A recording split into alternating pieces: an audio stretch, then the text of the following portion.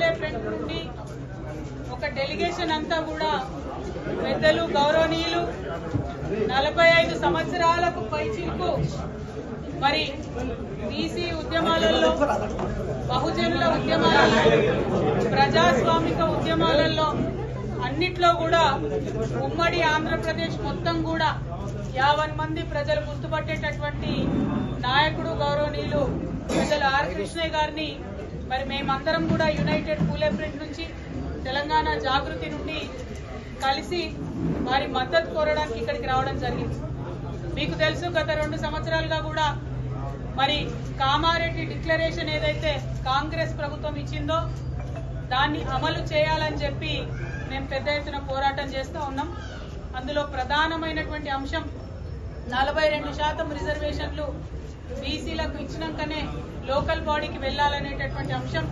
ఆ అంశం మీద ప్రధానంగా పోరాటం చేయడం జరిగింది. దాని ఫలితంగా అసెంబ్లీలో 2 బిల్లులు కూడా పెట్టి మరి పాస్ చేయడం జరిగింది.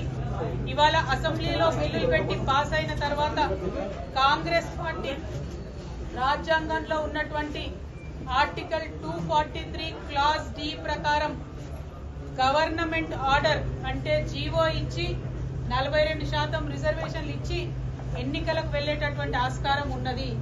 కానీ ఇక్కడ ఉండేటటువంటి కాంగ్రెస్ ప్రభుత్వం తమ యొక్క బీసీల ప్రేమను కేవలం మాటల వరకే పరిమితం చేస్తూ చేతలలో చూపించకుండా అవకాశం ఉండి కూడా మరి రిజర్వేషన్ కల్పించకుండా నెపం మొత్తం మేము బిల్లు పాస్ చేసినాం రాష్ట్రపతి గారి దగ్గరికి పంపించినామని చెప్పి నెపమంతా కూడా రాష్ట్రపతి గారి మీద తోసేసి బీసీలకు రిజర్వేషన్ ఇవ్వకుండా ఎన్నికలకు వెళ్లేటటువంటి ప్రణాళిక రచించడం చాలా శోచనీయం.